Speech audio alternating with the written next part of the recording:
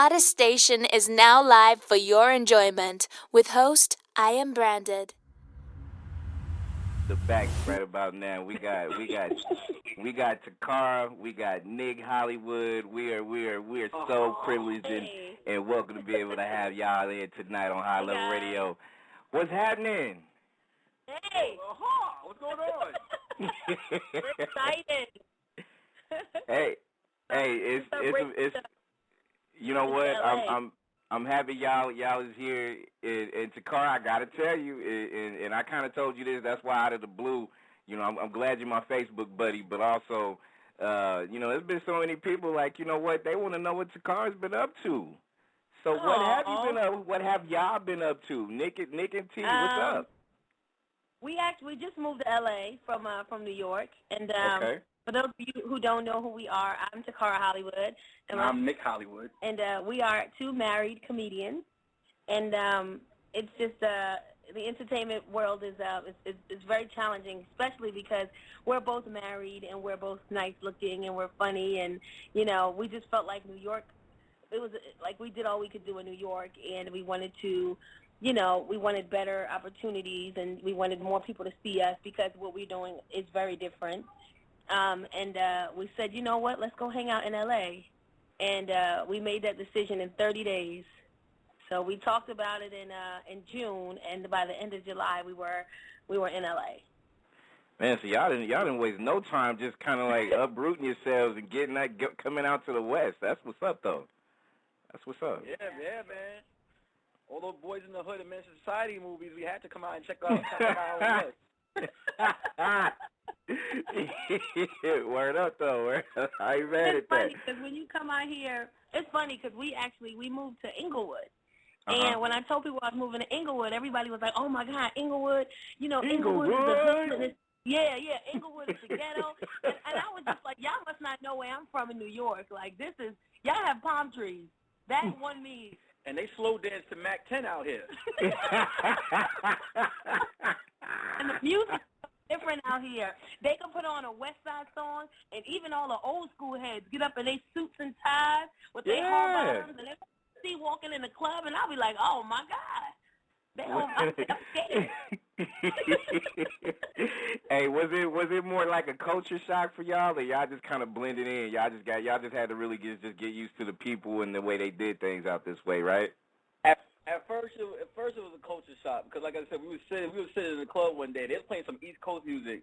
Then they put some West Coast music on, and it was like, I told you, like, it was a lot of Mac 10, and the females were up there like, that's my song. It's different. It definitely is different because we hear all the time that we have accents, which I don't think we have. But, of course, out here, people notice it. And, I mean, I think we blend in pretty well. It's not, to us, it's not as bad as what people were saying, you know. But I love it, though. That I do love it. I love the people are really nice that I've met so far. And, the comedy scene is definitely different. That's very different out here. And Carl's Jr. is open late at night. Word up.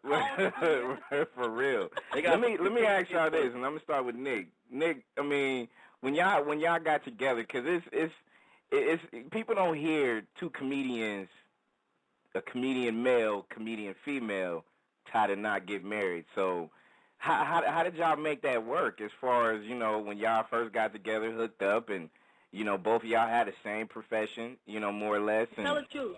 Well, I'm going to be totally honest with you. This is how I met my wife.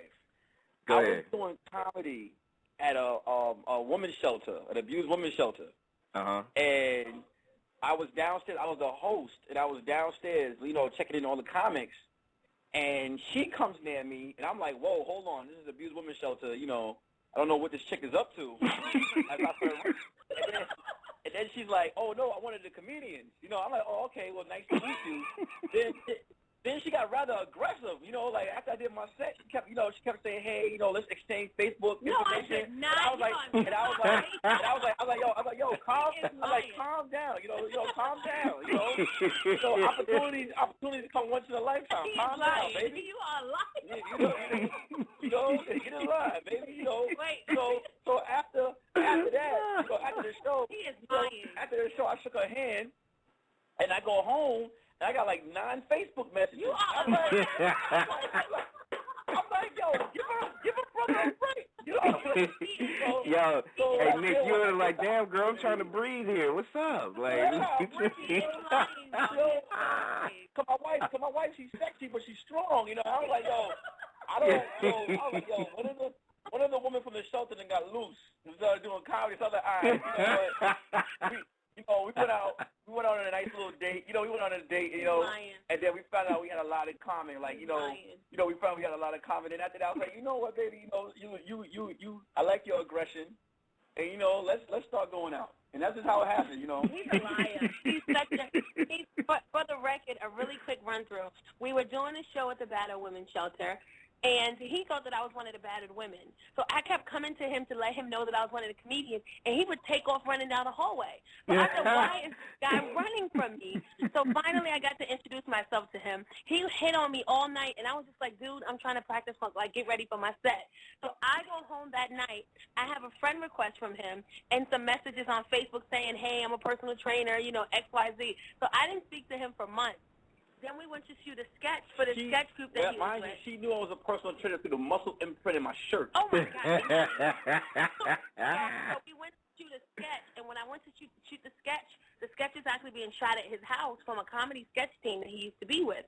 So I get there, he's there, and we're talking or whatever, and then we exchange numbers. So we spoke very vaguely through Facebook and through text message about working out and, me showing him how to cook, and I kind of blew him off. So Valentine's Day comes up, and he says, hey, you want to be my Valentine for an hour? So I say, yeah. So he makes plans to do something with me. I said for an hour because I had other shows. Oh, God, please. So I told him, I said, of course I'll be your Valentine. So Valentine's Day's come, and my girls wanted to hang out. So I lied and told him that my daughter was sick.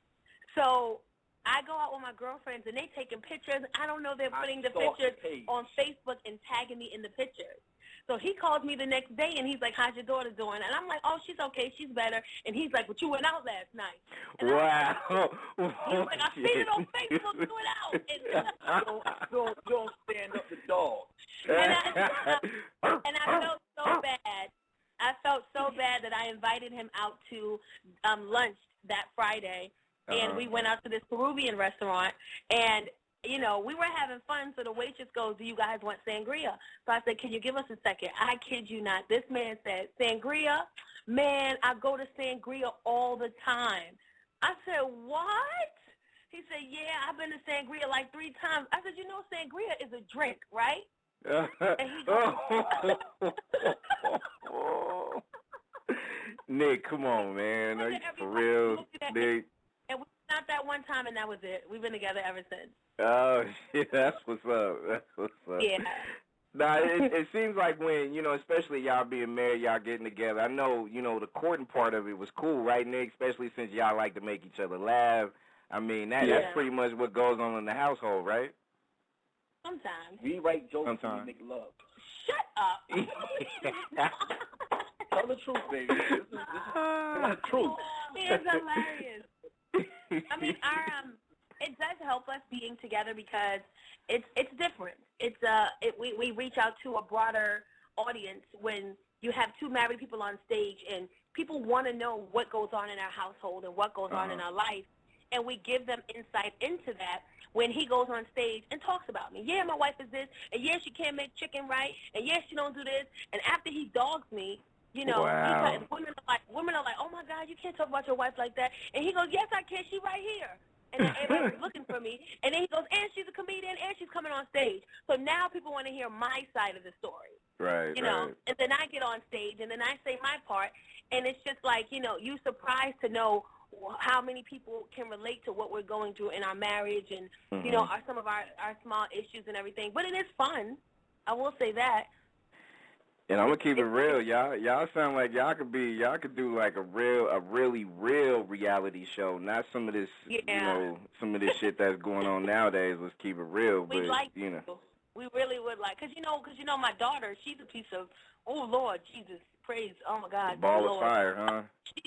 She's something else, man. And then we have a son, and it's just like, it's a lot with us. Like, it's like we just, as soon as LA gives us those opportunities. We're going to show LA that, you know, the Hollywoods are here. We moved from New York to Hollywood, and, you know, we ready. From New York. That's what's up. To Inglewood. To Inglewood, yeah, you got to do that. Inglewood. Let them know we down. We're going to be calling it Inglewood. That's right.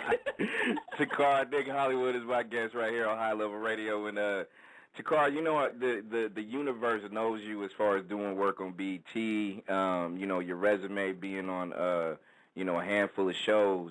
So your legend kind of precedes you. So, you know, a lot of questions pop up.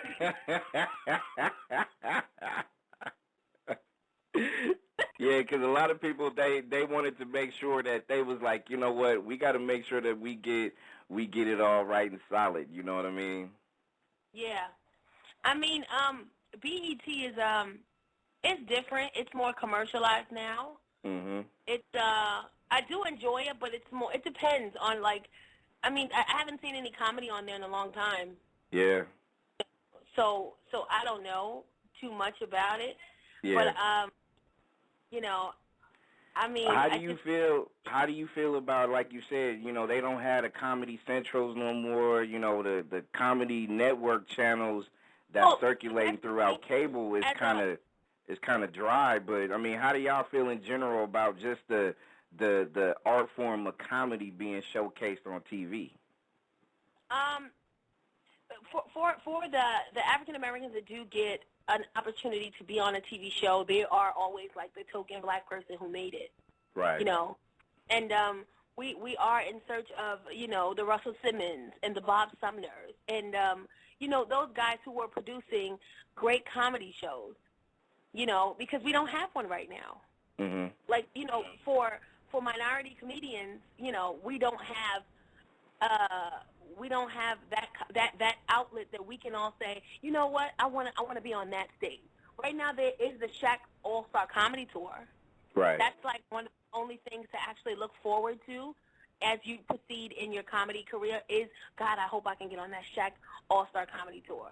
But even that, like, that's still not televised to some extent. You know, it's on DVD and Netflix and stuff like that. But, you know, black people, we kind of want, not even just black people, just people in general, we just kind of want that outlet where every such and such day of every week we can turn to this channel and tune in for some laughs.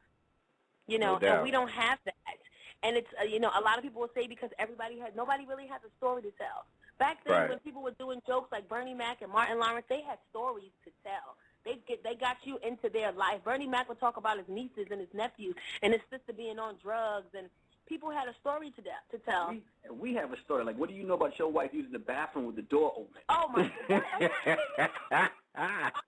Like, that's real, though. I got him already. Why I got to close the door? I want to talk to him. I want to talk to him while I'm on the toilet. I want to talk to him. Hey, Nick, that's why she wants, Nick, Tocara wants that audience, bruh. She wants that audience when she does what she does. You know what I mean? Yeah, I want to talk to him. I'll be talking to him, and then I got to go to the bathroom. I'm not going to stop my conversation. And you know what? I give it right back. When her friends are over, I walk right out in the living room and let it go.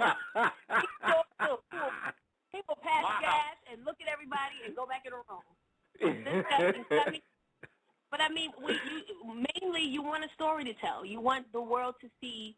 You know, you want to give them something to believe in. You want them. You know, a lot of people don't have a story to tell. They just have some quick jokes and ha ha ha, he. But you want people to want to continue to know what's going on. You want to give them something to look forward to down the line. So if we do a show and we'll say, okay, tune in next week, people will say, oh my God, what happened to them next? And then the next week we give you more. And then they say, oh my God, I got to know what happened to them next. And then we give you more. They want more. And it's like, I guess they're just not finding that, you know, nowadays, or they want more than just urban comedy, I guess. They want urban comedians to be more than just urban comedians. Like our comedy, we can do it in a mainstream crowd. We can do white, black, Spanish. We can do it in front of any crowd because it's versatile. But a lot of comedians don't have that versatile material. They want to talk about, let me tell you what niggas do. Niggas drink 40s. We get drunk and smoke weed. You can't go to a mainstream crowd and talk about that. No doubt. You have to have material that everybody can relate to. You can tell them that after you make it. Yeah, you gotta talk about after you make it. Yeah, no doubt. I mean, but that's real though, because you gotta have something universal that you know you can make you know any race laugh. You know what I mean? And And that's one of the things that, to me, I feel, especially with comedy, though, like, Nick, let me ask you this, especially we've all talked about certain different things and the struggles that, a lot of people had. People had the same kind of struggles in music, trying to get a record deal, or, an actor or an actress trying to get a movie role or whatever it is. But from, comedians, it's a little bit tougher grind. So, y'all moving out to the West Coast and trying to be able to, solidify y'all roots. Nick, have you run into any roadblocks or anything out there that you kind of be like, you know what, this is kind of rough? I mean, you know what, I had expected to run into roadblocks because we're from New York, so that's like, New York is a city of roadblock city. So, for sure. So you're used to it. So coming out to L.A., there's a little bit of a fear of where, a lot of comedians, like you said, like a lot of comedians are talking about the same thing, but the fact that you have a husband that's funny and a wife that's funny, the roadblock is they've seen us perform together. So when we try again to get on stage together, they'll either let her get on stage and tell me come back next week, or they will, or they'll call me up and they won't let her on stage, or it's basically a threat. So basically it's like, they're going to try to contain the threat as long as they can. But what we do is we smile, we stay humble, and, try to get, because we know it's a matter of time before that, the little the jar's going to come off, and the right people is going to see us. Okay, I got you. Because, yeah. I mean, you would think that with a married couple / comedians, you think having a double package would mean, double the excitement in general when you go to different clubs, different circuits, and things like that, right? Yeah, and that's what, to be honest with you, that's what people want to see. A lot of people love the act; they think it's something different. But like you say, like it's just like you do radio. You have the hottest radio right now, and someone else may know that, and they're not gonna let you, surpass them till they get to that level. So it's like that's how it is out here. You have a lot of comedians who may be in the same place for a very long time, and they don't want anyone else to pass them. So, and a lot of clubs out here, like I say, they are comedian influence or run. So it's that's the roadblock. But like we said, man, you can't stop. If it's meant to happen, it's meant to happen, and you can't stop that. So, for sure. So we definitely have a real story to sell. Yeah. And with that being said, y'all moved out here to the West. Y'all feeling pretty good being up in Inglewood representing. So, I mean, y'all dealing with management. I mean, how is y'all getting y'all blueprints as far as, trying to market yourselves? How's that working out so far coming out to the West? We've actually had some people approach us as far as management goes, because those people see what's in store. You know how you ever talk to somebody and, those are people who see money. As soon as they see you, they see dollar signs. Mm-hmm. And we have to be careful of those people who want us because they see dollar signs, or the people who want to deal with us because they believe in us. Because, I mean, like you said before with the comedians, no comedian wants you. Like, a lot of people will say, these guys came from New York. I've been living in L.A. for 10 years doing comedy. There's no way they could come to New York, from New York to L.A., just get here, and already they don't want us to get an opportunity that they feel they should have. Right. So it's like, even with the management and stuff, I mean, we are looking for management. We are looking for, representation and things of that sort. But we want someone, we're very picky because we want somebody who understands what we're trying to do. We don't want anybody that's going to change what we want. And what we want to do is we want to be the next Keenan and Ivy, the next Wayne family, because that's what we have. We have a dad, we have a mom, we have kids, and it's not just us. It's also like a family package to some extent, and it's like we want to do family-friendly TV. We want the whole family to be able to sit down and watch us, and the mom not say, oh, this is not for kids, and the dad say, close your eyes. We want something where everybody can sit down and watch us and listen to us and experience what we're experiencing and understand what we're going through. And it's going to be really hard to find somebody to represent us that understands that that's what we want. We want more than just comedy, which is why we moved out here. Well, see, that's that grind, though, You know, and to me, I think it was perfect what you said as far as you want to deal with somebody that believes in your vision, because anybody can make money. You can go and try to sell yourself, and they, like you said, dollar signs could pop out, and we got all these plans for you because we want you to make all this kind of money. But you know, a lot of people don't talk about leaving a legacy and things like that too. You know what I mean? So you know, that's the deal right there. You know, remember everybody sat down at the TV and said, Cosby Show is coming on, hurry up, Cosby. And everybody sat down, and it wasn't boring, but it wasn't raunchy, but it had life lessons, and the kids learned, and the parents, you know, the parents found better ways to talk to their kids because the Cosby Show was just that much. And we want to build something like that, a 2012 version of the Cosby Show. You know, we don't have that for Black entertainment television. Everything on Black entertainment television is my man cheating on me with my best friend. So now what? What we gonna do now? Yeah. Like, you want something positive, you know. And you got all these chicks. You got all these chicks sitting at the bar drinking, talking about the next chick that's gonna walk in the front door pretty soon. You know what I mean? Like. And that's what we want. We want to be in a Tyler Perry song where he told us to take our shirts off. Shut up. You know how Tyler Perry do. For real, huh? We want something that everybody, Black, white, Asian, something that everybody can relate to, and parents are not afraid for their children to watch, and it's a life lesson in the process.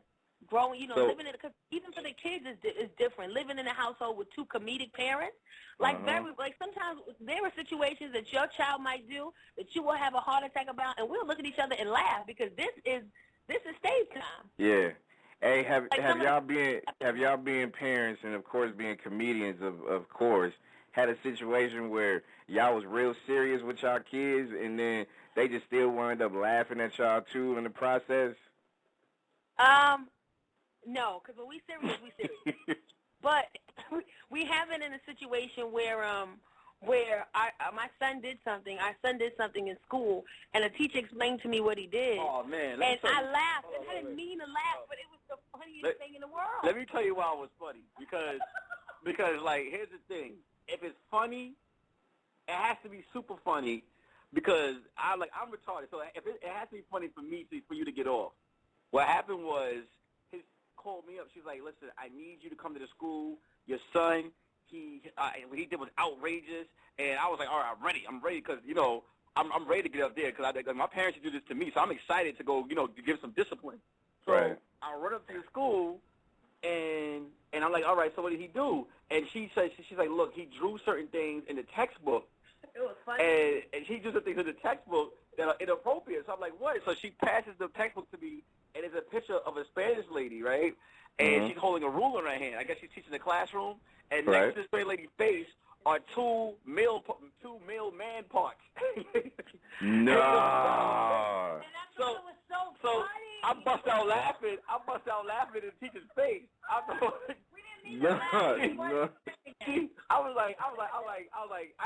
gave him a high five under the table. Like she was like, "All right, you know what? this meeting is over." She told us over the phone what it was, and we could have laughed in the house and then came to the school serious. But she opens up the book, pushes it in our face, and I look down, and I seen the picture, and even though he drew the man parts next to the lady's face, she was smiling. And I was like, what? Why like, it was just so funny. Not the fact that he drew it, but just the picture itself was hilarious to me. And I laughed, and the way the teacher looked at me was just like, are you kidding me? And I apologized. I said, I'm so sorry, but this is just funny to me. Like, this picture, only because the lady is smiling. She's got this big smile on her face, and she's got this penis and whatever next to her head, and she's just laughing with a ruler in her hand. And I'm like, this is a hilarious. It's not, he shouldn't have. I told my son, I said, this is not okay for you to do. It's funny, but don't do stuff like this. Which is hard to chastise a child when you're laughing. What I said was, that again. Next joke has to be funnier. Hey y'all, what's that one Mage featuring Frankie Beverly song, Happy Feelings? That's hey, there you go. That's that theme song for that, what he wrote right there. Happy Feelings. It was just so funny. But it's just like, you know, we try to be serious with it. I mean, aside from being comedians, we are a family. and we are very serious with the upbringing of the kids, and we're on their back with school, homework, extracurricular activities, reading. We're very into, what they're doing, and it's crazy because they understand what we're doing. Sometimes I'll be like, I have a show where my daughter's like, you have a show? And I go, yeah. And when I leave, she goes, I love you. And then I say, I love you too. And she goes, and you better be funny. I heard that. And I'm like, what? And I'm like, what? And she's like, you have a show tonight, and you better be funny. And then she closes the door, and it's just like, they understand. They understand that this is what we're doing, and this is our dream, and it's hard to tell, for us to tell them to pursue their dreams if we're not pursuing ours. That's what's up. Tocara, Nick Hollywood, my guest, High Level Radio. Couple quick questions before I let you go. And when it comes down to, your social media grind, because Tocara, I already know you're on Facebook. Nick, I already know you're on Facebook. I just sent you a friend request as well. So, websites and all kind of other things y'all got going on. What else can y'all give the listeners out there? You can follow us on Twitter at The Hollywoods. You can follow us on Facebook at Tocara Hollywood, my husband at Nick Hollywood, or to make it easier so you don't have to like us both, you can just like our fan page at The Hollywoods. It includes videos, stuff with the kids, random stuff the kids say, and then we also have a YouTube page, but my husband knows more about that one. Yeah, we have a YouTube page called The Hollywoods. That's D-A Hollywoods, and then with a Z. Good stuff. A bunch of sketches. There's a bunch of family sketches on there. Yeah. So y'all got like a joint Twitter account? Yeah, the Hollywoods. We have a separate Twitter account, and we also have The Hollywoods, our joint Twitter account. Okay. Yeah, see, that's what's up, though. That's what's up. Now, when it comes down to just everything as far as a website that y'all, potentially going to get, that's something y'all working on right now, right? Yeah. Yeah, right now. Okay. Yeah. Perfect. So what I'm going to do is I'm going to make sure I keep tabs on both of y'all, and of course, if there's anything that I could do, not saying I got a whole hell of a lot of connects, but I do have some. And and especially with with radio and just being able to help promote and doing everything that's everything, I definitely want y'all to know that we're going to support y'all 110%. So, we need, aside from BET, aside from VH1, all these little different places and stuff, I want to see some real good comedian game take place where it's missing right now. It's lacking. Some of the veterans is kind of, shut it down or whatnot, and they're not doing it like they used to, and it's time for some of these new people to come in and build that good legacy. So I'm trying to support y'all heavy. Like I said, move over Barack, move over Michelle. It's on and popping right here with the Hollywoods. Thank you. That's what's up. Thank you, Radio. Great time. I appreciate the both of y'all taking the time out to give us a ring, and come back and hang out with us and keep that grind, because I respect anybody coming out from where you started to where you at and where you going. It's all love it's love in the on the west and on the east worldwide. You know what I'm saying? Yeah, thank you. No sweat. I appreciate y'all. Give me a holler, though. Y'all on Twitter. Hey, good looking out, Nick, for accepting your boy's Facebook ad. Appreciate that. No problem. We'll speak to you soon. All right. All right, you guys have a good one. All right, you be easy. All right, that is the card. Thank you for listening to the #1 radio station for the people.